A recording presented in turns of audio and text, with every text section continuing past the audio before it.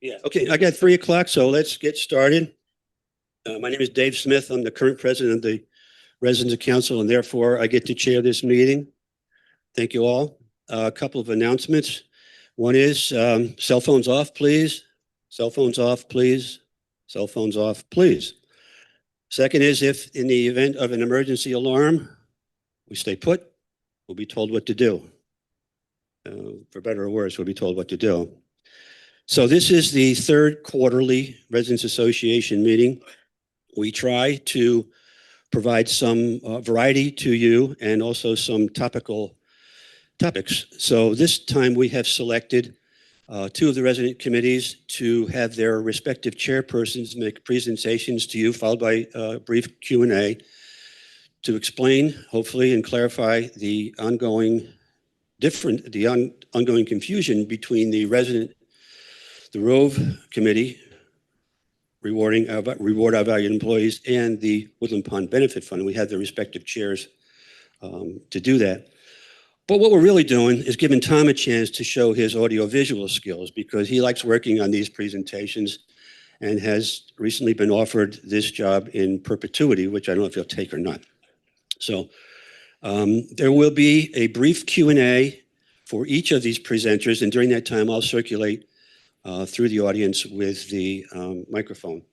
And we hope to wrap this up in about a half hour, because at about 3:30 we're expecting Michelle to come in and speak to the audience and the greater audience about any pending legislation within the state of New York that may affect CCRCs and CCRC residents. So I have nothing more to say. Tom, I'll give it to you. Get out of the way. Okay, thank you, Dave. As Dave mentions, after each one of the presenters talk, there will be a Q&A. So if you can, until then, keep your questions to yourself, keep your hands down, and yes, we'll get it done. I think I need to be. Okay, I hope those in the back can hear me. Okay, I got a few hands. Those that didn't wave your hands, oh, I got a thumbs up. Okay, I'm moving on. All right, as Dave mentioned, what we'll do today, and I think it's appropriate because this is a period of time when we need to look at Rove because of the, and they'll explain that, their monies are due. So we'll start with the benefit fund with Ann Gordon, and then we'll have Suzanne Orchowski come up and talk to you about Rove. And if at 12:30 or 3:30, Michelle will come in as a result of some questions brought up at the Residents Council on legislative materials coming forward in the New York legislature. So anyway, that's the agenda. I wanted just to prep you as to, on one hand, you have a fund, the benefit fund, and this is a definition that you might want to find useful to distinguish it from Rove. And the other hand, Rove is asking for monies that we gift to our employees as a tip. And again, I'm not stealing too much thunder from Suzanne, but for everyone, especially new people, we cannot tip our employees. That's an offense. It's a fireable offense. They are dismissed without cause. So please don't put them in the position saying, oh, let me give you this. They've been trained not to accept it. So don't make it uncomfortable for them. They appreciate your kindness and you're thanking them, but let's make sure we all understand the rule. You can't tip in any form, and like giving them cookies or gifts or stuff like that. So with that, I'm going to turn it over to Ann Gordon. Could I have a glass of water? Yes, you can.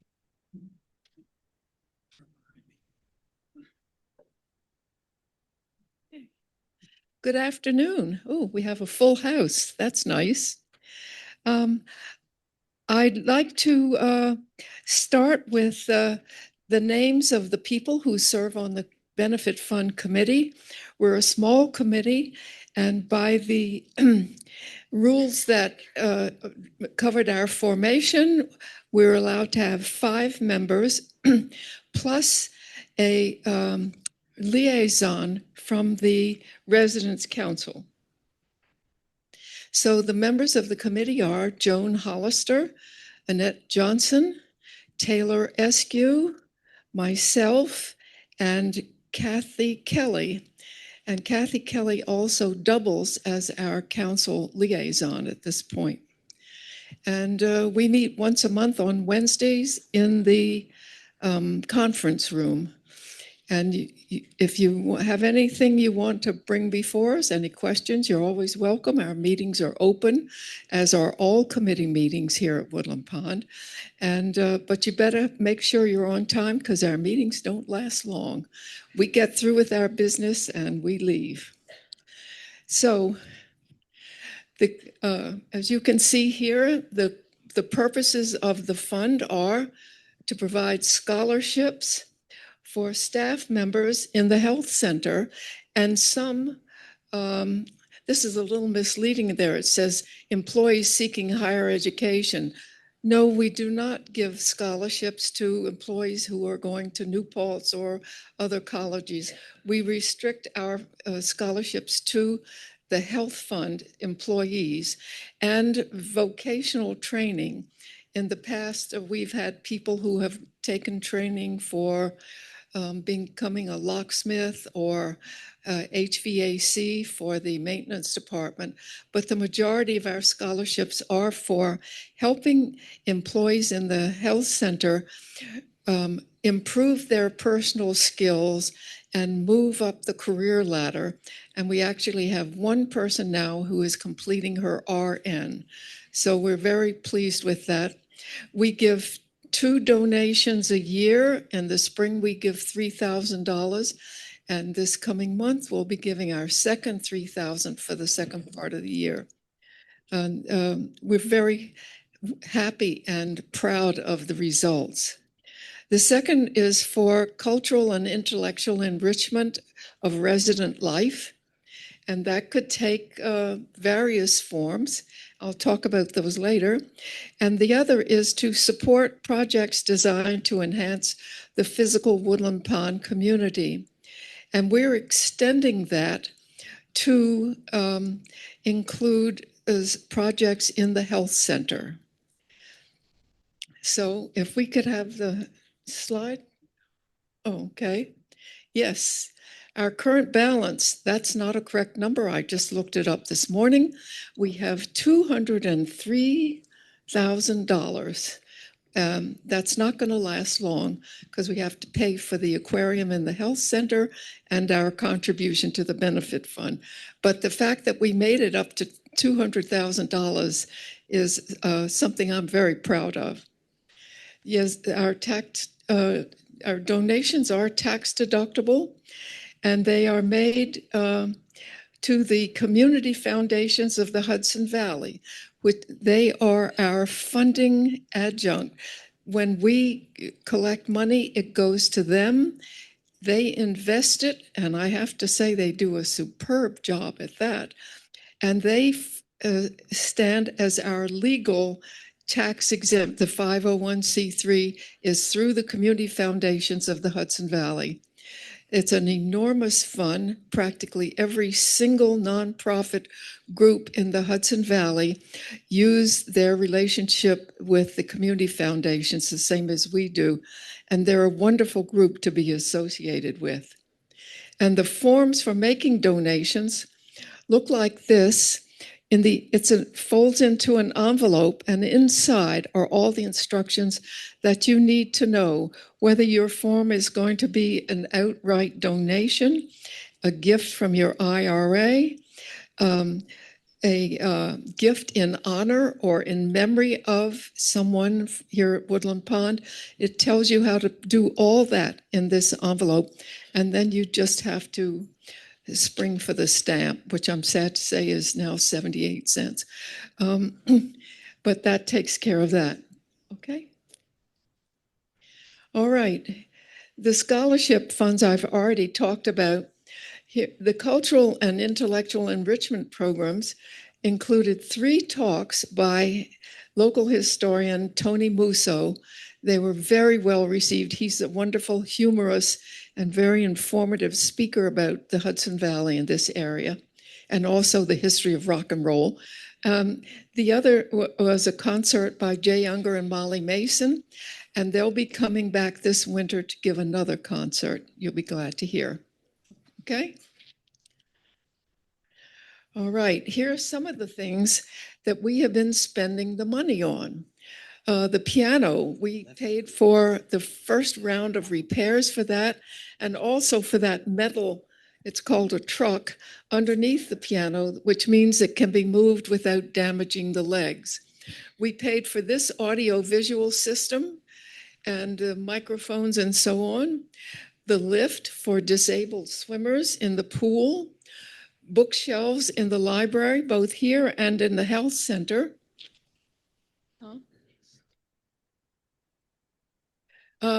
The awnings, both those outside of the pub and the new one outside of the library.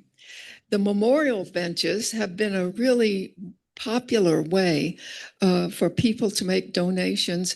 And as you can see, they come with a plaque saying who they're being dedicated in memory of.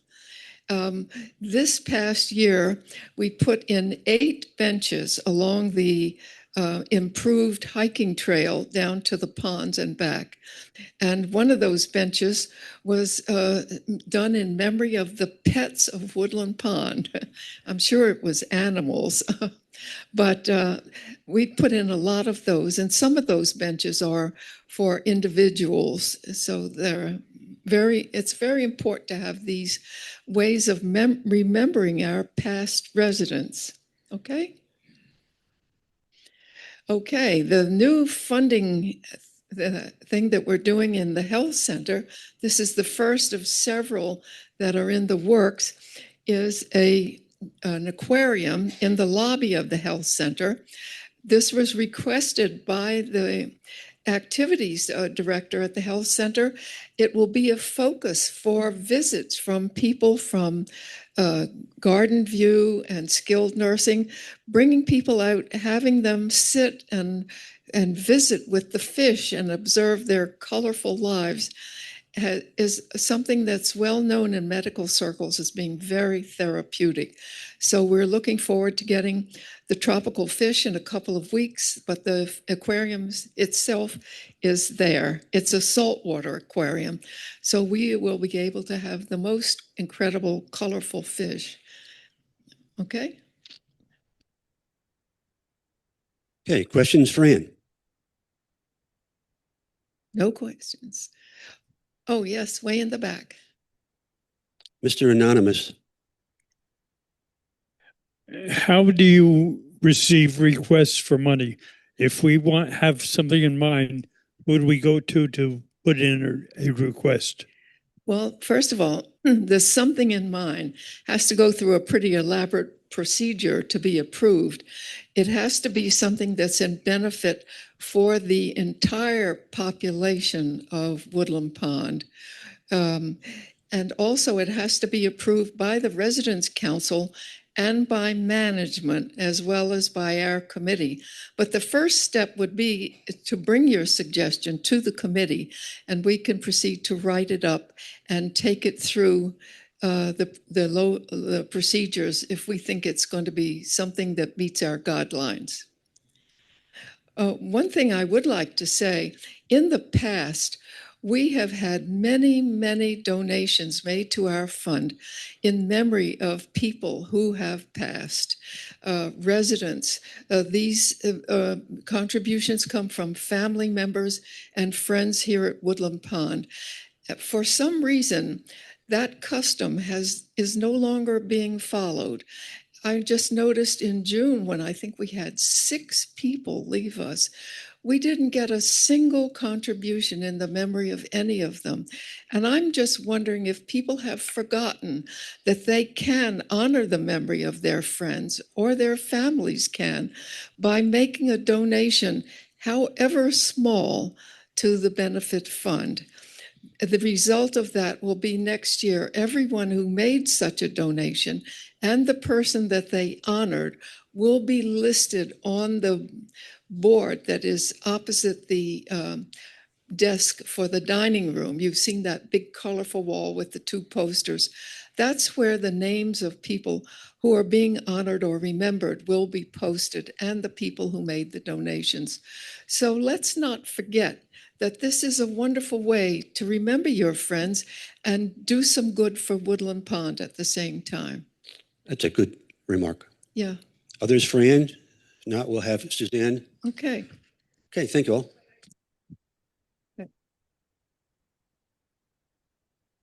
Hi, Dave Smith. How you doing?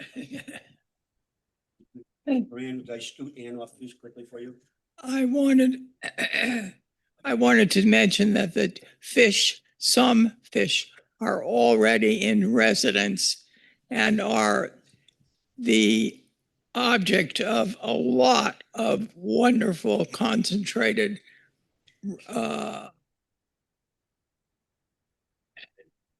attention. Okay, thank you. Okay, Suzanne.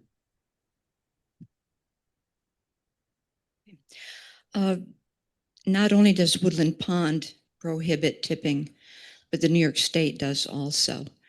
And any resident who, or any employee who does accept a tip is subject for dismissal. So do keep that in mind. I see some of my committee members here. Anybody here on my committee, please stand. If you can stand or raise your hand, that's fine. Joan Kleinegris, Joan Mandy, Jill way in the back, Martin over here, Bob is our treasurer. And there are some other people. I didn't write down all their names, but Sue, yeah. Ann was more advanced than I was on that matter.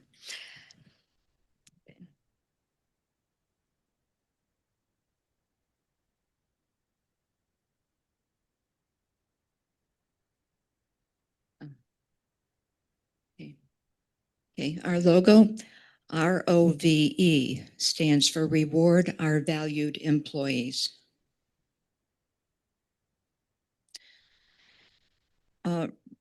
Rove is completely resident run. We do have assistance from management. Okay, assistance from management in that anyone who contributes to our committee through their monthly statement, that is, money is collected through management and a check is given to Bob every single month for that amount. The management does not hold on to that money. It comes to us every single month. The other one is Bridget Blesser.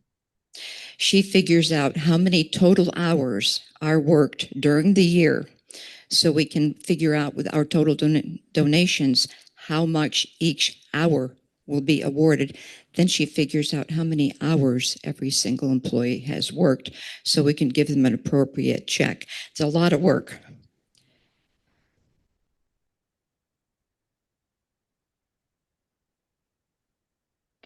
Okay, this is pretty self-explaining. All hourly employees, no salaried employees, and no management. Only the hourly employees, whether they be full-time, part-time, or per diem, will receive a check at the end of the year based on how many hours they have worked. Thanks to Bridget Blum for figuring it out.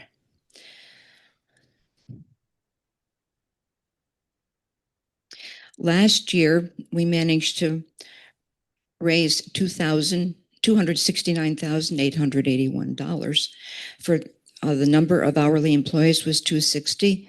Average gift, $1,037.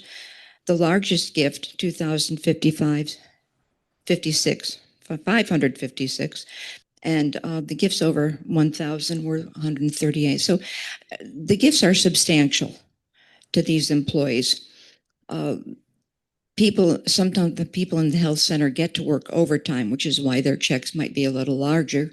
If you have somebody hiring in the middle of October, working 2 days a week in the health center or in the kitchen, I mean, their check is not going to be very big, but they will get something. Employees have to be hired or working in Woodland Pond for 30 calendar days prior to the release of the checks. That's why somebody who hires on in October is not going to get much. Somebody hiring in the middle of November won't get a check this year, but they will next year. Okay, these are the people, among others, who get the check.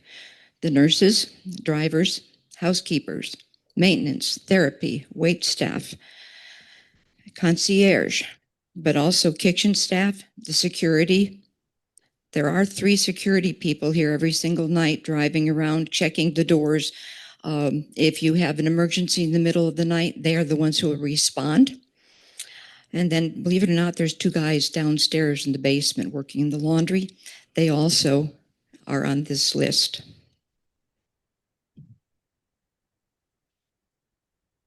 We see them every day. You talk to them. They help you take care of many things. And they do service well. I think everybody here would agree with that.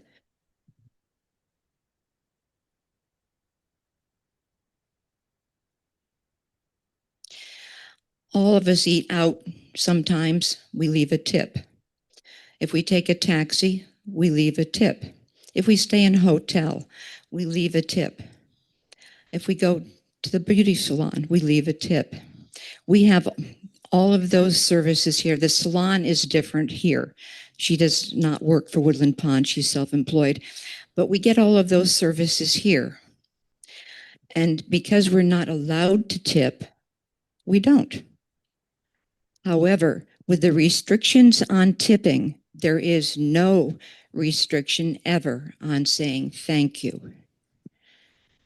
And that is what Rove is about, is saying thank you to our employees.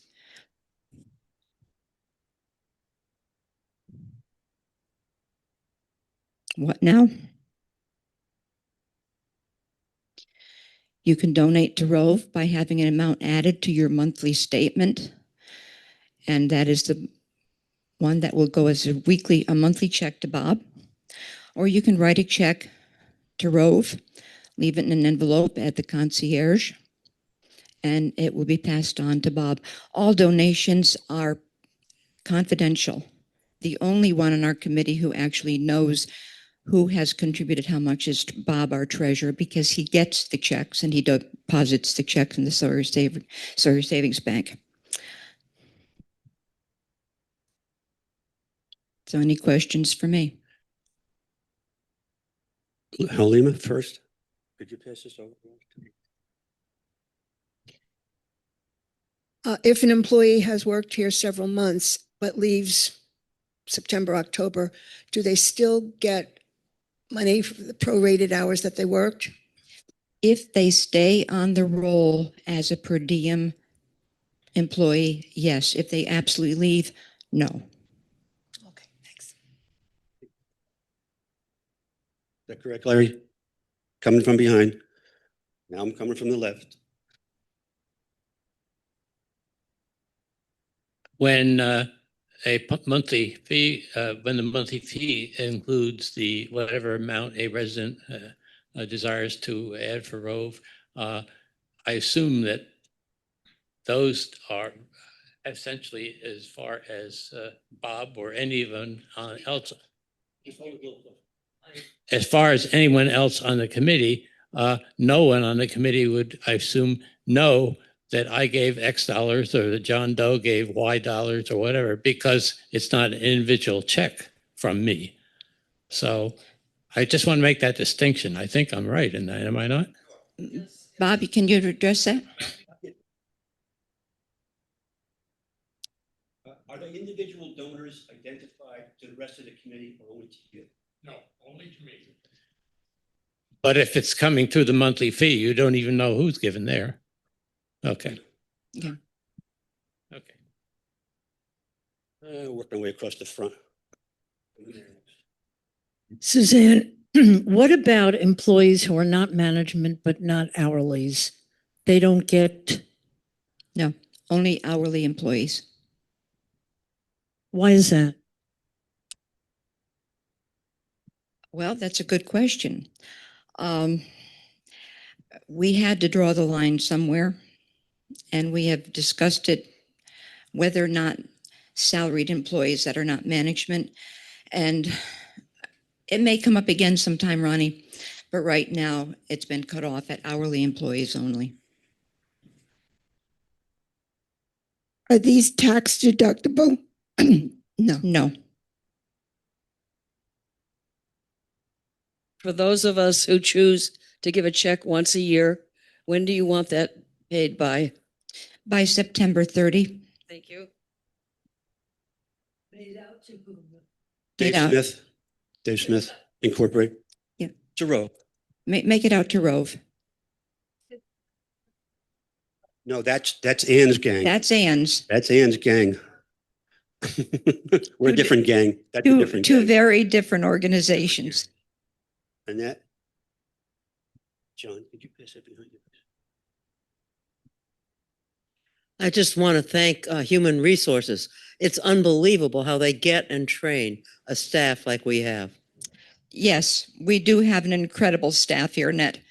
I agree. I think everybody here agrees. They're capable, they're caring. Other questions? I'll come back. Well, I'll be back.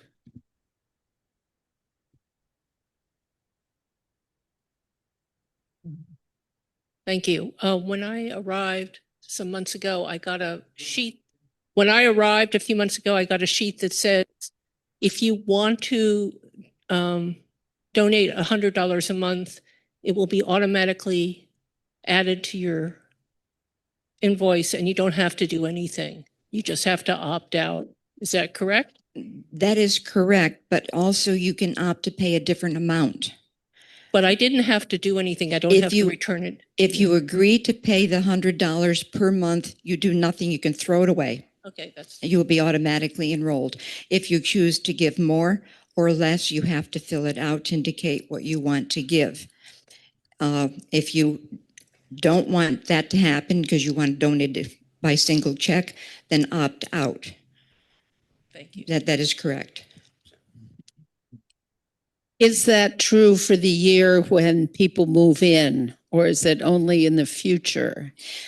The form that goes out in January is for people who are already here. As people move in during the year, we give them the form after they've been here 3 months. We don't go after anybody the day they move in. Did you have a question also? Okay, you're. I think the fact that it's evenly distributed, it's probably much more reasonable than tipping somebody at a restaurant where we don't know if the guy in the kitchen or the guy that cleans the floor afterwards is getting a tip as well. So I think this method is probably much more reasonable and much more equitable. Thank you. I've only moved in early in June. I would assume I'd be a 50%er on. I'd be a 50%er on what I would give. I don't understand what you mean, 50%er. You can give as much as you want. We just suggest $100 a month. If you want to give that, great. If you want to give more, great. If you want to give less, great. It's not a requirement.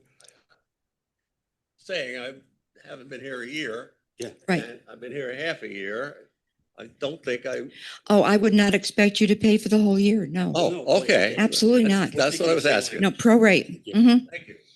The year I moved in, I wrote a check, and I will confess, it was not a very big check because I was overwhelmed with the expenses of moving. But since then, I've had my monthly donation added. So, no, you just moved in. We understand that.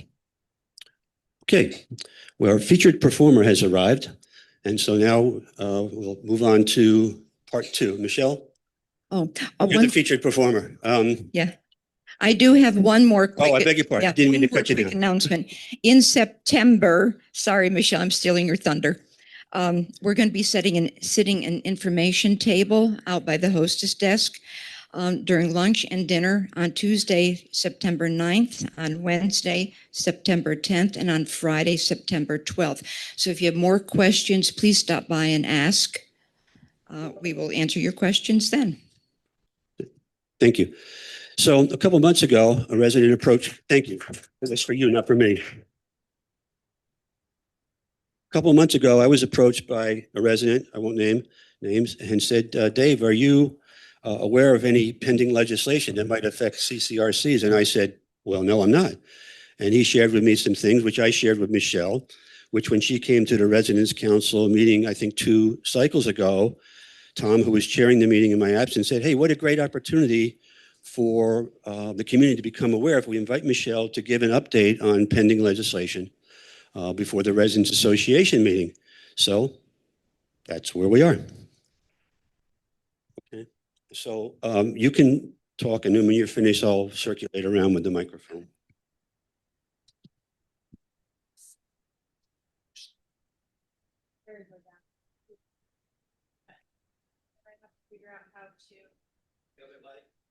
Well, right now, so I just want to sound.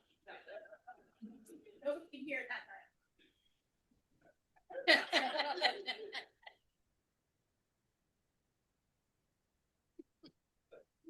Nice try, Dave. Slideshow. I don't want to drop the mic. That thing, but I don't know. All right. No, I think it's just my fingers are cold or something. I don't. Oh, there we go. I got it. There we are.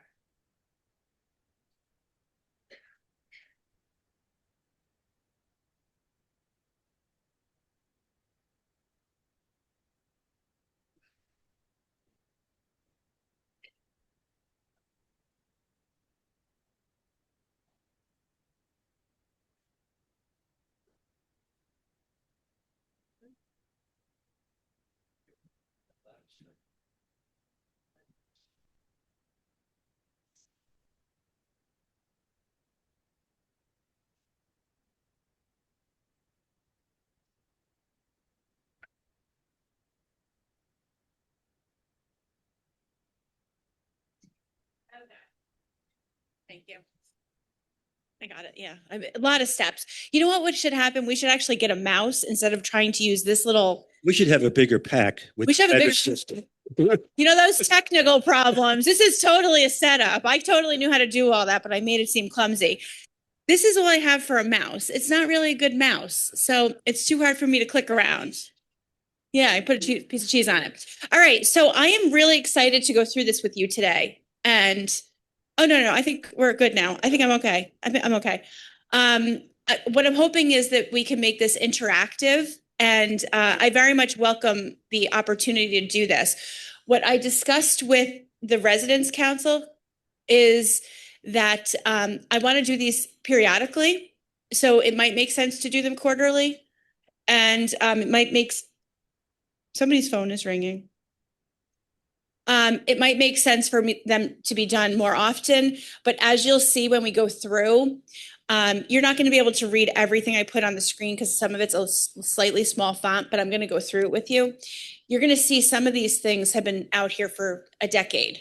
And so while this is the first time we've done a presentation like this, there's always legislation out there that can potentially affect CCRCs.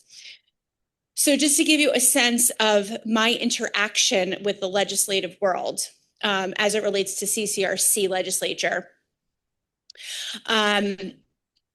we at Woodland Pond are a member organization of an advocacy organization called Leading Age New York. Okay, Leading Age New York is an advocacy organization for not-for-profit senior living providers. There is a state chapter for every state, and then there is a national chapter. So there's also Leading Age National, of which we are a member as well. Leading Age New York has multiple cabinets, and one of the cabinets is for CCRCs. That cabinet consists of the leadership of all of the New York State CCRCs. So it's primarily the CEOs or executive directors.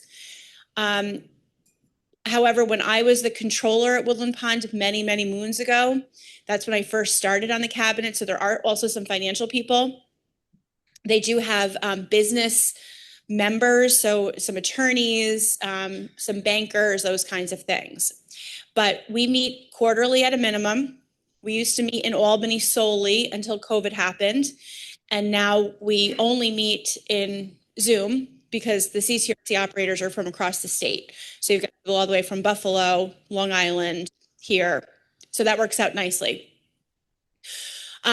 We have a robust agenda for every meeting, and we typically have some pieces of legislation that we've been actively working on or actively advocating for. But we also talk about industry issues. So it's a place for us to do roundtable discussions. It's a place for me to get together with my peers, pick their brains, they pick my brains. This is where we kind of get together. So it's a good group. We're not just doing legislative stuff. Today, what I have for you is the three primary pieces of legislation that have been active most recently in New York that have a very specific impact on CCRCs. There are myriad other proposed legislation that could have a peripheral impact on us as a not-for-profit provider in New York, as a Medicaid provider in New York. There's constantly legislation tooling around about Medicaid, and healthcare. So we kind of check a lot of boxes, but I didn't want to go through. I mean, there's, hundreds of pending legislation right now in New York. So I figured we would just go through the three big ones that are of interest. I have prepared a PowerPoint. There's only a few slides.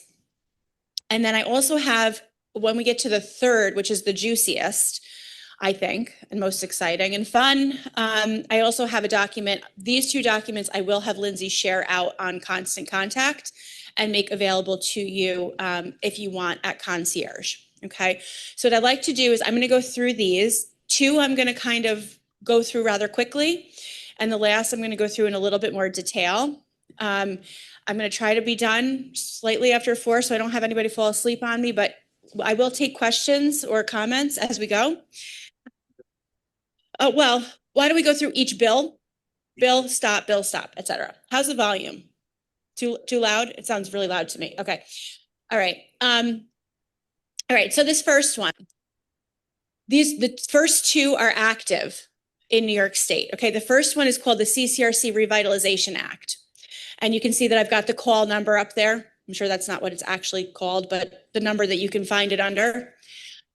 This one was first introduced in New York State by the CCRC industry. So myself, my colleagues, and Leading Age in 2013.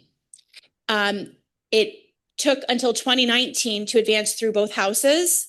And then it got to Governor Cuomo's desk and it was vetoed. Okay. The reason he vetoed it was because he attached a $1 million price tag to it. And I'll explain what that was in a second. That was later debunked. It advanced through both houses this year during the legislative session, and it is sitting on Governor Hochul's desk, hopefully to be passed.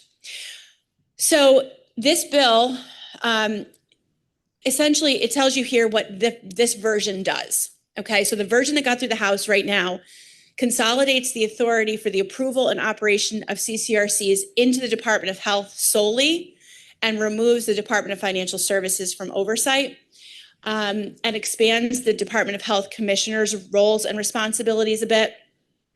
I'll explain all that in a second.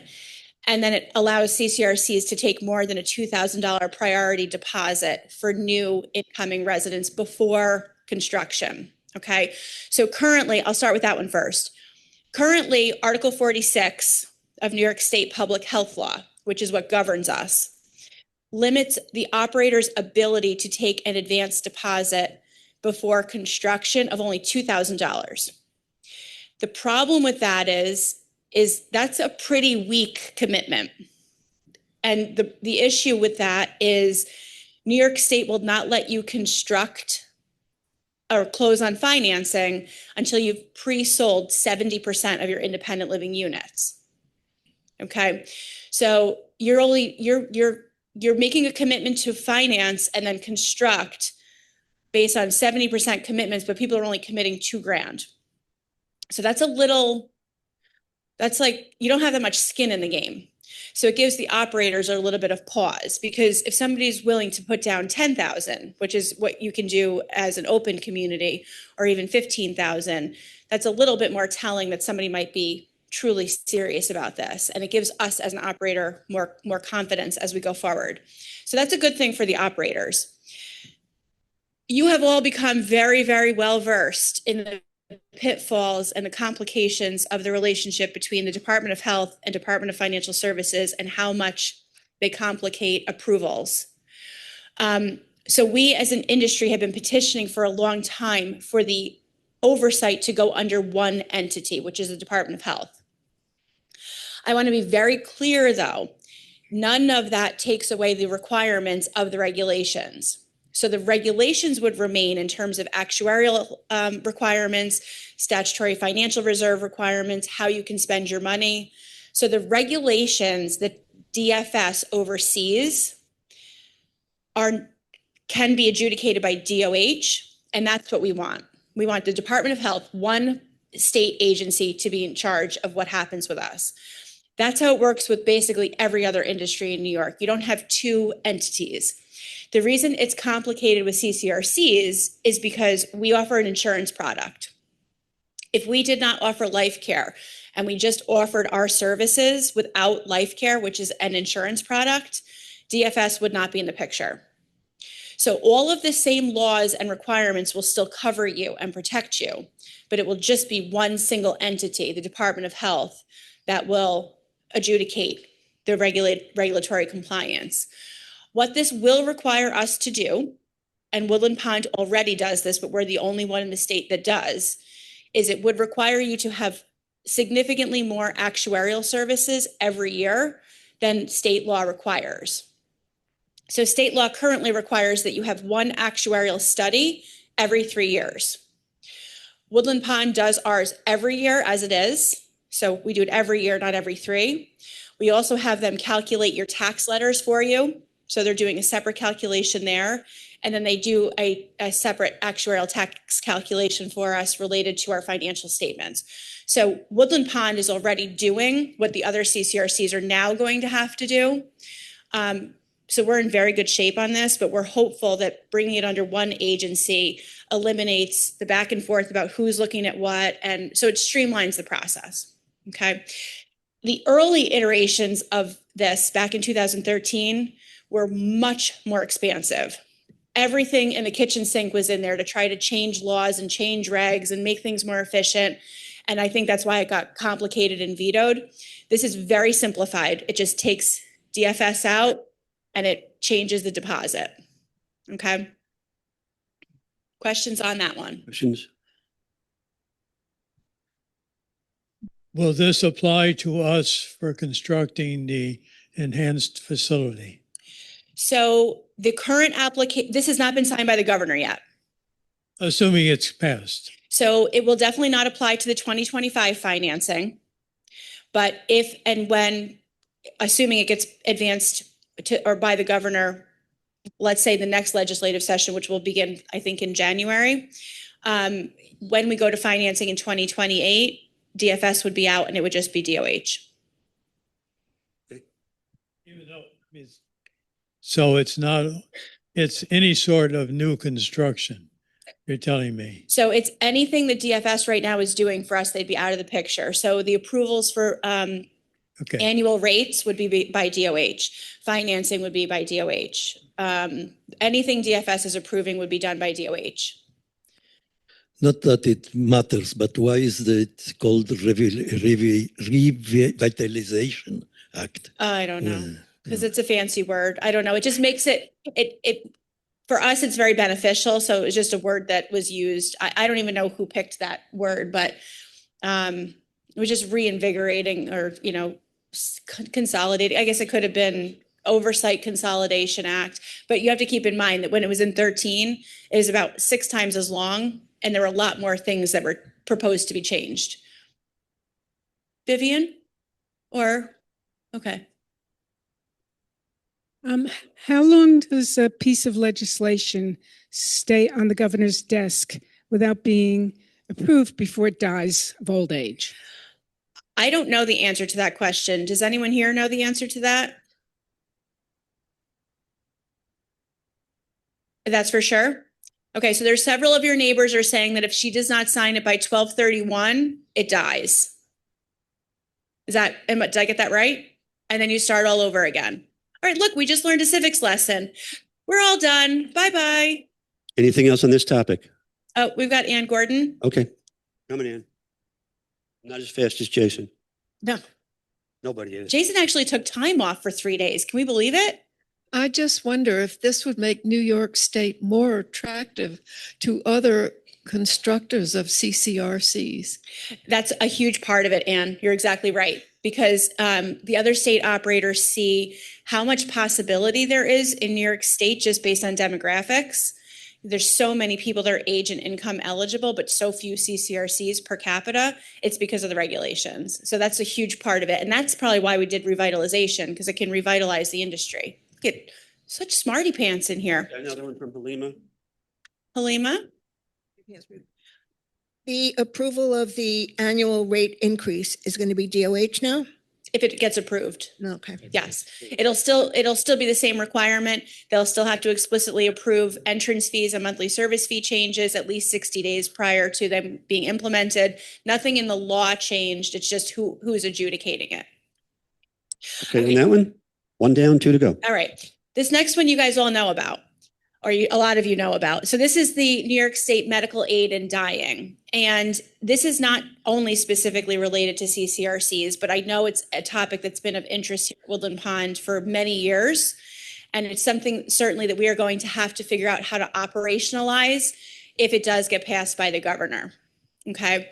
So if you are not familiar with this, just summarily, the MAID Act allows mentally competent terminally ill adults to request a prescription for lethal medication to end their suffering. I got that off of ChatGPT, but it's a little more complex than that, but it ultimately puts the power in your hands. If you have a terminal diagnosis, you have capacity, so mental capacity, and you are able to physically take the medication yourself. That's sort of the 3 main components. There are other nuances to it. This legislation was first introduced in New York. I saw 2016. I think it actually precedes that in other forms. I think it's been more like a couple decades. But the closest current version was introduced in New York in 2016. It's been sort of a tumultuous trail to get to where we are today. And prior to New York getting this far, there were 11 or 12 other states in the country that have advanced this and have it in effect and have for some time. I'm happy about the fact that we've had active conversation about this among the resident group. I know that there are proponents, people that are unsure, and opponents here at the community, but I think it's been a very fair and respectful discussion. So a lot of you know, currently, it has advanced through both houses, and it too is sitting on the governor's desk. In both of these cases, Governor Hochul has not come down publicly, definitively, as to where she sits on these two. You know, she could blow up the CCRC Revitalization Act. Nobody's really not too many people are going to care about that. That's very, very low on the radar. This MAID bill is very high on the radar. It has a lot of scrutiny on it, and how she's going to go with it is to be determined. What it means for Woodland Pond, in independent living, there's less involvement from a Woodland Pond perspective because you're all cared for by your primary care physicians, and then most likely at this point, hospice. I do not know if hospice is going to be able to participate in MAID. I don't know how that works. These are questions that all have to get answered. But one of the things that we are absolutely discussing actively at Woodland Pond and with our colleagues is how to adjudicate this law if it passes in the health center. You carry this right with you as a New Yorker into our health center. As a provider, we technically can decide not to participate. We will not participate. Woodland Pond as a community will not prohibit MAID from happening if it goes into law. I think it's very important to have the autonomy in the agency. But it's not just you and Woodland Pond that make the choices to do this. It also has to be the nurse that hands you the pill. It has to be the doctor that writes the prescription. So your medical team also has to be on board with this.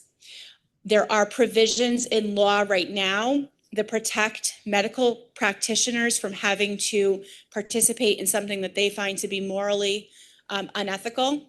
But as a provider, if we say we're going to do it, let's say nurse B doesn't want to do it, she doesn't agree religiously or whatever ethically, nurse C has to be brought in by Woodland Pond to advance your wishes if this is what your physician has indicated. All of this has to be codified in Woodland Pond policy. So we're working on that now so that if it advances and Governor Hochul says on December 15th, it's a law, if you come to me and say I have a terminal diagnosis and we can move that ball rolling, that we know exactly how we're going to handle that for you in the health center. Okay. Questions on that? Questions on that? Like this could be a whole meeting just in itself, honestly. Mr. Ortner.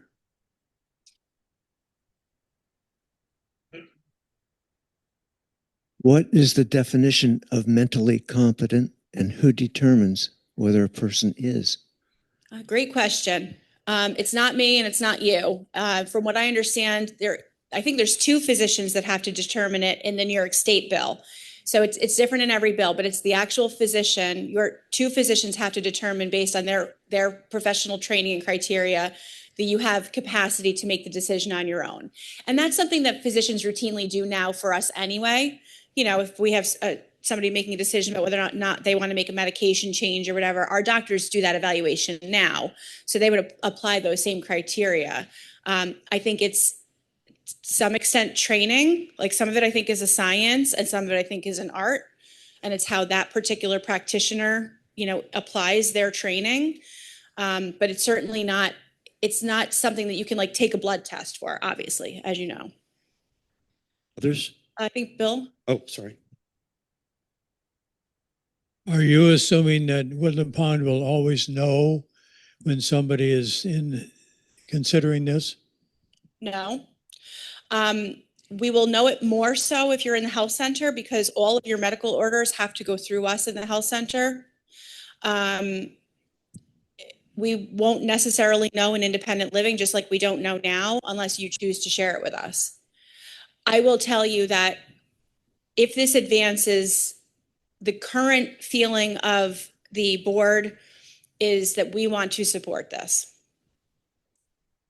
Support, not that we're enforcing it on anyone, obviously, but that we certainly would not impede the law.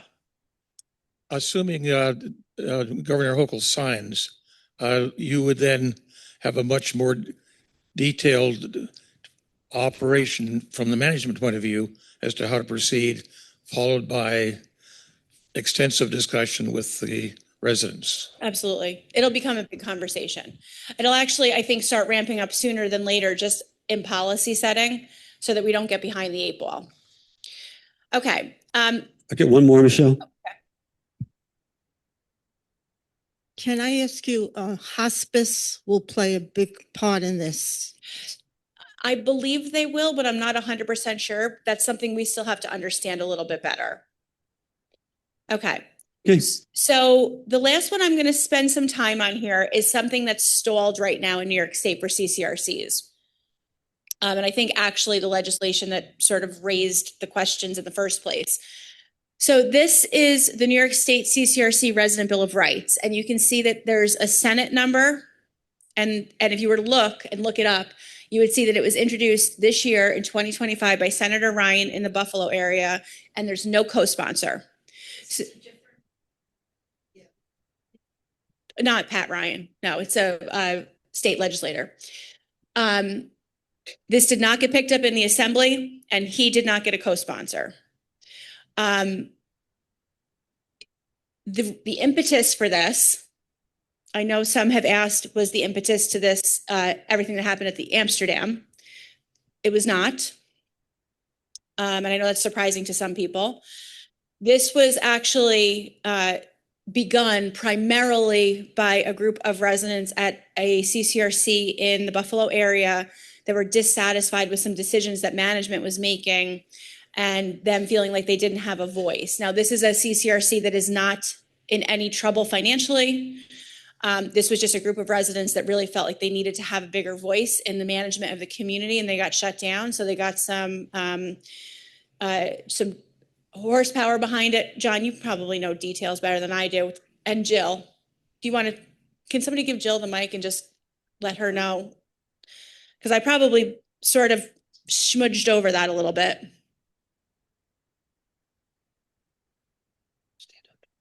This actually came up more earlier than this year because it came up when I was on the board at Fox Run. Okay. And I will tell you what Bill told us at that meeting, Okay. because it made it into a publication in Buffalo called Buffalo Business First. And so some of the residents at Fox Run and some of the board members at Fox Run saw that article, brought it to Bill. He brought it up at the board meeting. He said he's a friend with I can't remember Ryan's first name, but he knows him personally. He goes to the same church and they play in the same golf course. And so when he saw him, he said, what's this about this CCRC Bill of Rights? Why didn't you tell me anything about this? And what Bill told us was that Senator Ryan told him, oh yeah, some guy came up to me after church one day and told me about this. And then he said, I really want something to be done in the legislature. Mhm. So I let it go for a couple of months and he kept bugging me every week. And finally I put this in as a bill in the legislature. That's what, that was probably 2022 or 2023. Yeah. And he probably keeps putting it in and basically to quiet this person. Yeah, and I think, well, he also has greater political aspirations. He wants to run, he's running for mayor. for mayor now. And then he has further political aspirations. So I think that the thought process, and I've heard the same thing, Jill, is that you had 5 or 6 people at Canterbury Woods, which is the CCRC that Jill was not on the board at, that were ticked off about something. They found a legislator willing to put something forward that obviously the legislator himself wasn't that interested in, and he's continued to carry it forward. But it's a good opportunity for us to discuss what was involved in the legislation and kind of go through a few things. So this was advanced in the spring. It was referred to the Aging Committee, and it sat there. It was not advanced beyond the Aging Committee in the legislative session, okay? So if the rules are the same and the pending legislation falls off at the end of the year, then this will likely fall off unless it comes back together. Further discussions with Senator Ryan, who is running for the Buffalo mayor, is that he has no intention of bringing it forth as he's focusing on his campaign. But essentially, this establishes a continuing care retirement community bill of rights and requires the Commissioner of Health from the Department of Health to designate a county ombudsman to monitor the Bill of Rights. So just a couple of things before I move into the details. You may or may not be aware, but there's already an active ombudsman program ×2 that we are part of, one for assisted living and one for skilled nursing. Both of those licensed entities have had bills of rights at the New York State level for many years. So the concept of a Bill of Rights is very common in healthcare and long-term care in New York. I believe they exist in the hospital setting. I think it's called a patient Bill of Rights. And then you've got the resident Bill of Rights for skilled nursing and more recently assisted living. Those programs do have an ombudsman component, okay? We actively work with the one local ombudsman for all of these programs as any family member or loved one or resident wishes to bring them forward to us. So they're around, but as you will see, that is one of the biggest challenges of this bill because since 2016, there has been a substantial outmigration and substantial shortage of ombudsmen in New York State. Substantial. So when we got the draft of the bill, our cabinet, we did what we typically do. We read it, we think about it, and we say, what are we going to do here? So it had been introduced and it was sitting in aging committee. At that point, it hasn't gone to the public register or whatever it's called in New York, the register, where it can go out for public comment, but it was publicly available. So our cabinet took it up and we began to review it. And we're going to go through this, but there are 28 primary components or protections that are in the bill. We went through and our first draft edit was to strike out anything that's already protected under Article 46, because that's just straight up duplicative. And you'll see of the 28, 20 of the things Senator Ryan had in this bill are already protections you have under New York state law. So those 20 were completely duplicative. So we said, all right, let's take those out. And that's really where we focused. And we're going to go through those in a second. So we proposed some edits related to that. We also questioned the appropriateness of having the ombudsman requirement in there because we know we're already having trouble getting ombudsmen in for skilled nursing and assisted living when we need them. And our thought process was, you're all independent living. It's not quite such a need for an ombudsman. Plus, that's going to put more strain where the people that really need ombudsmen in skilled nursing, et cetera, that can't speak for themselves are needed. So that's one that we're kind of batting around on. So of the 28 provisions, and I'm going to, in the constant contact document, I'm going to send out the 28 items, okay? And you're going to see, I'm not putting this on the screen, it's too small. I want to focus on 8 of them that are not duplicated in current law. I thought that would be helpful, okay? You'll see on this document, and this is a document prepared by our cabinet at Leading Age. It's a 3-way comparison. The center column, these all have headings, you'll be able to read it. The center column is Senator Ryan's bill. The rightmost column is current New York state law or reg. And the leftmost column is from the NACRA handbook. Some of you are familiar with the NACRA handbook. Most of you probably are not. But NACRA, N-A-C-C-R-A, which you will see referenced on here, is a watchdog group nationally for CCRCs. And they have like a 70-page book that is available to folks. Our Finance Review Committee looks at it on a regular basis. Finance Review Committee people bring stuff to it from us a lot. But NACRA has a section in it, the handbook, about what you should think of as protections for CCRC residents. And so you've got the NACRA, national best practices proposed, how they compare to Senator Ryan's, and then how New York state law currently deals with those things, okay?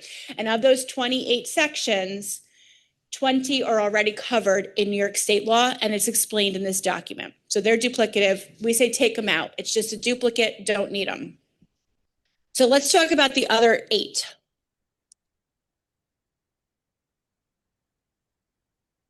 All right, you're not gonna be able to see this, but this is gonna come to you in an email, so I'm gonna read them to you. The very first one, very innocuous. This one says, this is a Bill of Rights. The CCRC has the requirement to distribute this Bill of Rights. So this is just a requirement to distribute. I've added a column here to your right that says thoughts. This is my thoughts, hopefully your thoughts.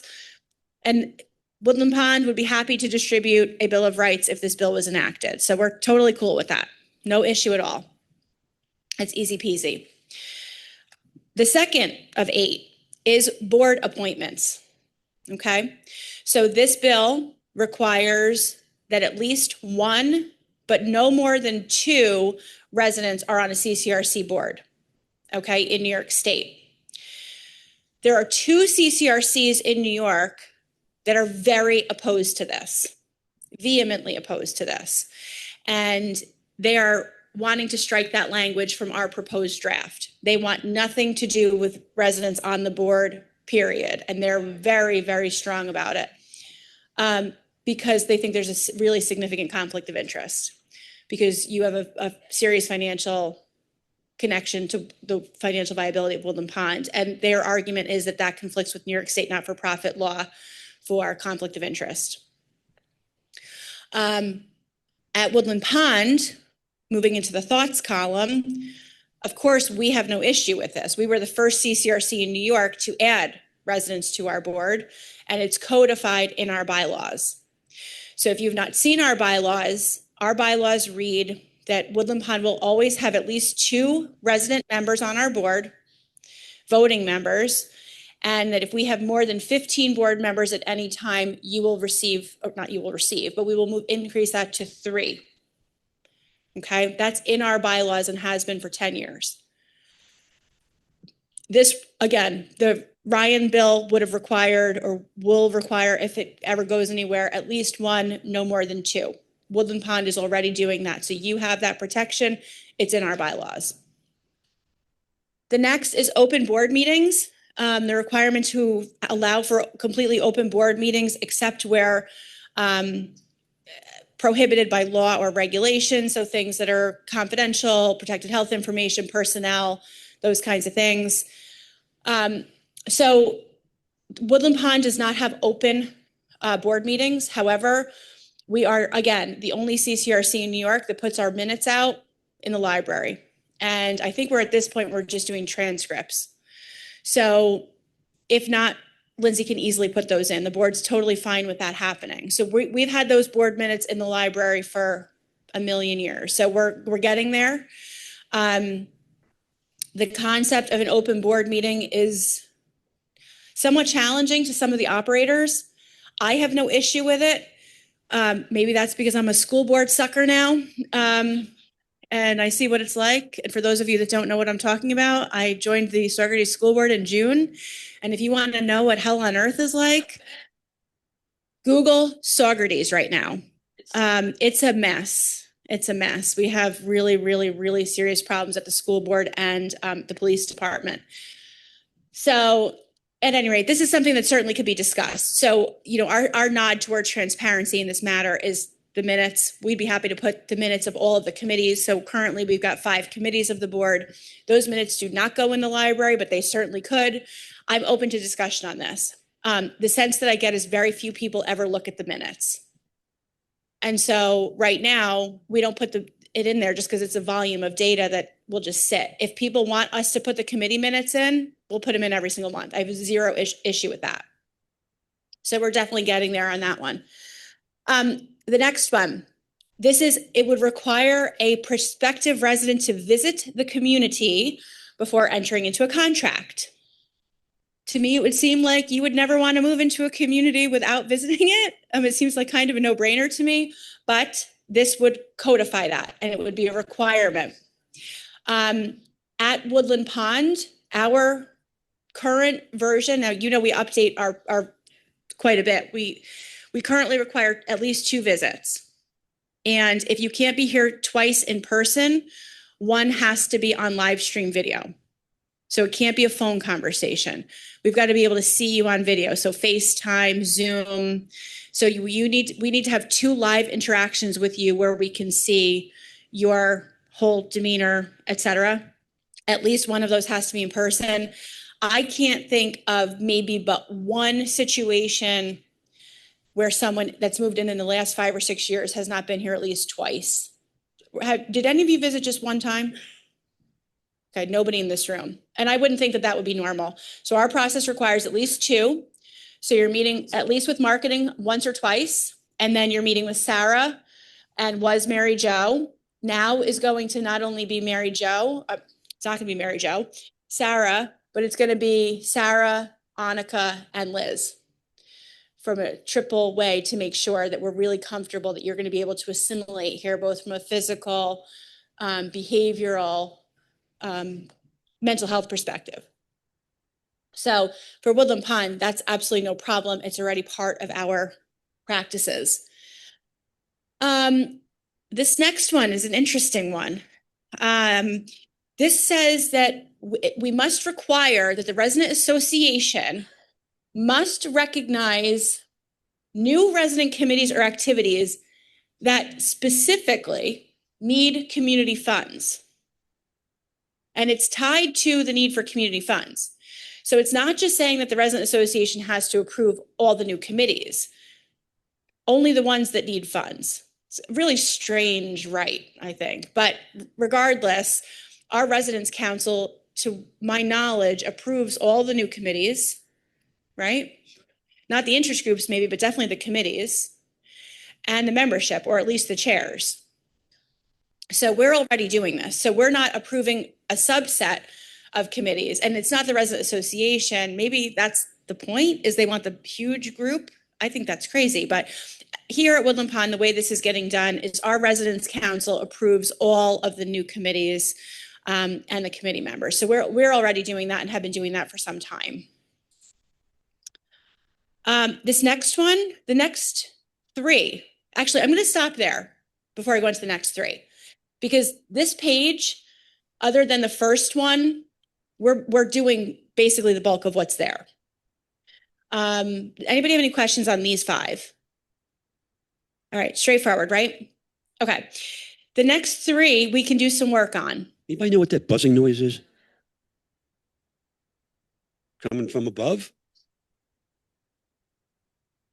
All right, so these three we can do some work on.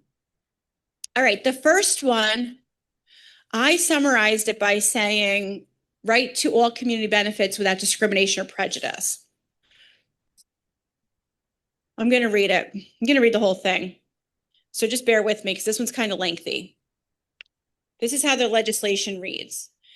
All the benefits of living in community, including the services and amenities on offer, and all regulations applying to community life, provided and enforced impartially and without prejudice, regardless of a resident's age, gender, race, economic status, professional background, sexual orientation, past or present advocacy of issues and policies applying to the community life and governance, past or present activism in the policy outside of the retirement community, or past or present service on boards or committees. So basically, you all should be able to do whatever you want here.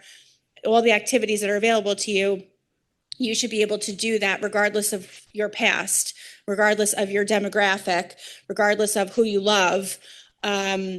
Basically, you should be able to do that without limitation. So anything that we offer to a resident should be available to any resident without some kind of discrimination or prejudice. So this is interesting. So Betsy said, isn't it now? So in preparing for this, I went to two places. I went to the residence and care agreement, which is your contract with us, and I went to the handbook.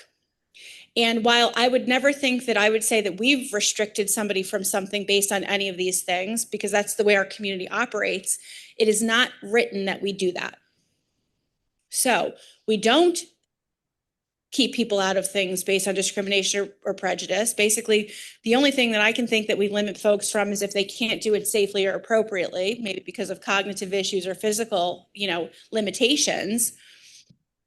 So as you can see, under my thoughts here, I say neither the Woodland Pond Residence and Care Agreement nor handbook contain the suggested language.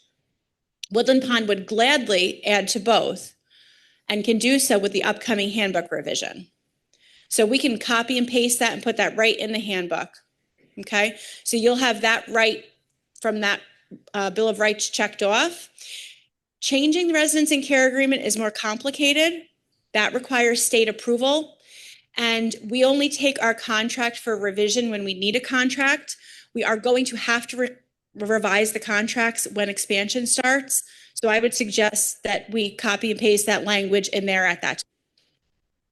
Did someone? I just told Lisa, she's, No? yeah, it just did. She called maintenance. All right, so that's Coming from the bridge and above the tiles. Yeah, I've never heard that sound before. Okay, so that's that one. The next one, this one's really interesting. This one says, it's called under a section called Independent Living Selection. And this one says you can select based on availability and the resident's financial qualifications, an independent living apartment of the resident's choice and to appoint and furnish it to the resident's taste within the provisions of life care contract and fire safety regulations. So this means you can decorate your home however you want to, and Woodland Pond can't tell you otherwise. So I knew we didn't have this in there because to me that seems really obvious. So again, my answer, neither the Woodland Pond Residence and Care Agreement or the handbook contain the suggested language. Woodland Pond would gladly do so, add to both, and can do so with the upcoming handbook revision. So we will add that as well. Sound pretty straightforward? Yes, Ronnie Sue.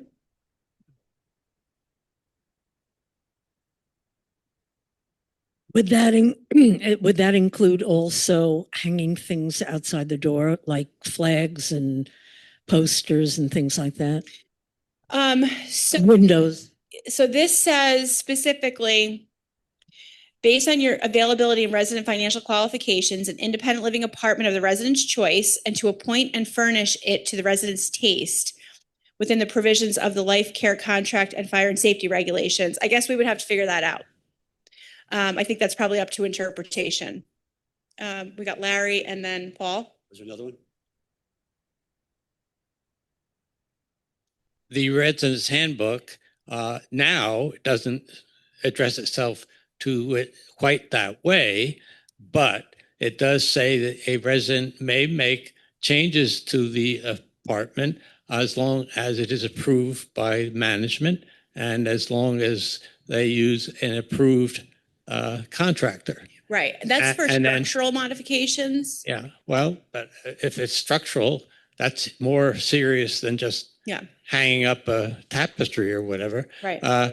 So, and then, but it does also go on to say that if any of that needs to be restored to previous state when that resident leaves, that they or their estate will be responsible for covering the costs. Correct. So I would suggest that it may not use that exact terminology, but I think in effect it says that. Yeah, I can't think of any like real decorative or appointing of something that we've ever said to someone, we don't really like your carpet, for example, because who would we be to judge? Now, you all haven't been so gracious. You've judged our carpet since day one. Okay, and then this last one. So the CCRC ombudsman, we talked about this. We have no objection to this at Woodland Pond at all. As a matter of fact, our residence and care agreement was revised a couple times since we've opened. And in 2 iterations, we added an opportunity for you as residents to bring in a representative with you, not even named as an ombudsman, but to support you in any way. Officially, if you have a grievance with Woodland Pond, you can, I think it says that you can bring in the residence council or one of your members. We're all for advocacy. We're all for codifying this. I just don't think this will advance because there just is a total dearth of technical ombudsmen in New York State. And you can Google that easily and you'll see the reference to the decline since 2016. It's a very thankless job, even worse than the school board. So I would like to share again this document, which goes through the 28 provisions that are in that proposed but tabled or stalled Bill of Rights. It'll go into your constant contact. I will leave copies for you at Concierge if you want. And then also copies of this PowerPoint so that you can peruse through these things. I am happy to advance these discussions. I also, of course, encourage the Political Affairs Committee to advance any of these things. One more just asterisk note, I didn't include this in the PowerPoint because a lot of you won't care, but there was proposed federal legislation to potentially eliminate the availability of tax-exempt bonds at the federal level, which would have been a major problem for Woodland Pond and all other not-for-profit providers because we use tax-exempt bonds to access the capital markets. That has been eliminated from the federal proposed legislation. So that's all still on the table. Yes, Dave? Oh, Len? Hi, Len. I just want to thank you for giving us this very informative talk. And I know you did it in a fairly short time frame from the time that we were aware of this particular bill. I think there were some things about it that seemed to be very good for the residents, namely that the board members would accept their fiduciary responsibility to the residents. That's in here. It also seemed to strengthen the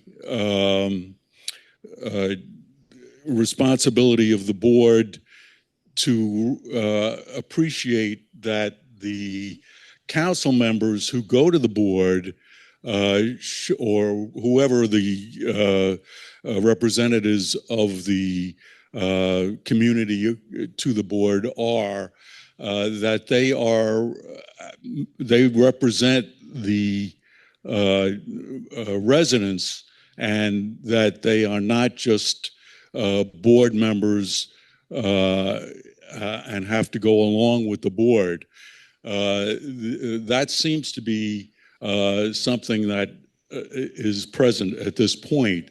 The board members are told somehow that they have to in some way not be really representative of the residents, but have to be part of the board or go along with the board. Obviously, if we have two members and the board is much larger, they can always override whatever the two resident members say. And at least we should have people who are fully representative of the residents, I believe. And that could be done without being bad, because the money that the board deals with is our money. They have no skin in the game. We do. And when decisions are made, the residents should always be involved. And the other thing I think is that by working together, by you presenting this and by us doing it, knowing about it, because we didn't know about this and it died. When the residents know what we can do is, and it's very easy, when this is, if you go to the state website and look up the bill, there's a place where it says that the residents agree to this, and it lets your representative know. And if you've got a few hundred people writing to the representatives, then then we can have a residents' Bill of Rights that works for both the board and works for the residents. And I think that's a very good thing. And we can contact people in other CCRCs that we know and have our family, just go to the website and say, I agree with this. And then it'll go through the legislature. It's not that difficult. Yeah, and I think when you look at this document, so I only pointed out the 8 provisions in this bill that don't otherwise have protections under other New York State law. There's a section on fiduciary responsibility you'll see here that's covered under other law and reg. So same thing with information regarding management issues, disclosure of finances, and the list goes on. So you're exactly right. It does provide for those fiduciary responsibilities and those requirements, but this provision is duplicated with other existing New York State public health law that applies to us. So you'll see that in here. I think it's really good to be discussing these things. And the last thing I will just say before we break is, if you want to have the most impact on what happens financially at Woodland Pond, come to the finance meetings every month, because that's where it's discussed. This is where we get the most questions. This is where we discuss things in detail. We are an open book. It is an active conversation. Please come to those meetings. They're the first Monday of the month, if I recall correctly, at 1 p.m. in the art studio. I would love it if we had enough people to come that we could fill this room. because I know finances are important. We've had more people coming. There's been more people in the gallery lately, but that's how you can have the most vocal and direct impact. And it's a resident-run meeting. We're just the guests. Okay? I'm told there's another meeting that was supposed to start about a half hour ago that Oh, no. people are trying to get to or want to get I'm to. sorry. No, you're fine. They could have left, could have gone rather. Any more questions for Michelle? Rolf? I've got a question about your terminally ill, which was number 2. If you do partake in the terminally ill and you actually take the pills or whatever necessary, you pass away, that's really assisted suicide. Is there many insurance companies won't pay if you have a suicide exclusion phrase in there? They won't pay out if you do suicide. Do you know if that is impacted by? Oh, you mean life insurance? Yeah, the life insurance. I don't know. I mean, this is not something I am a subject matter expert on. I see Martin raising his hand, so there are probably people more well-versed in this room on that subject than I am, but these are all the questions we should put up so we can understand them together as a group. Okay. Martin, up here. Wishing to comment? I think he Yes? wanted to come. Okay.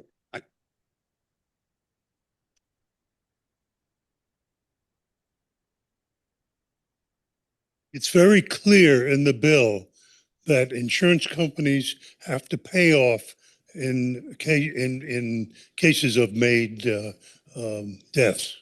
Okay. The last 3 pages of that bill cover just about any possibility. I read through it. Everybody is covered. The lawyers, the families, the doctors, the nurses, everybody is. It's a very comprehensive Yeah, bill. I knew it was very comprehensive. Thank you very much for sharing that. Pat Houck has something. No. Which way? Oh, sorry. We've been active with Compassion and Choices, and their most recent letter from yesterday is tell Governor Hochul signed the New York Medical Aid in Dying Act.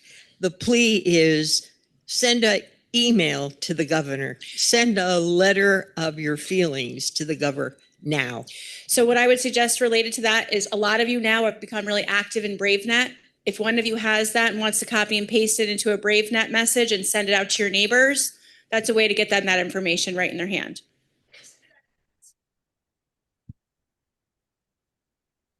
So no, this bill, this is nonpartisan.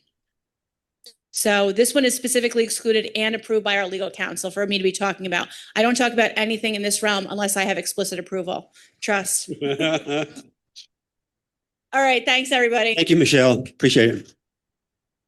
Thank you. So do you all find that last portion useful? Should we continue to expect a periodic update as has been offered?